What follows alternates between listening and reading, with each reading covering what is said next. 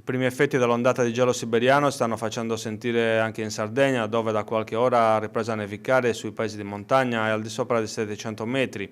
Qualche fiocco di neve è iniziato a cadere anche a Nuoro, dove le temperature sono scese rapidamente, avvicinandosi allo zero. Il picco della tempesta siberiana è previsto per domenica, con nevicate gelate anche a bassa quota in tutta Italia, ma da oggi l'isola è sotto la morsa del gelo provocato dall'effetto del Burian, il tipico vento siberiano. Sul capoluogo barbaricino nella notte è iniziato a piovere, ma a metà mattina l'acqua si è tramutata in neve e mista a pioggia. Non si segnalano problemi alla circolazione di auto e pedoni.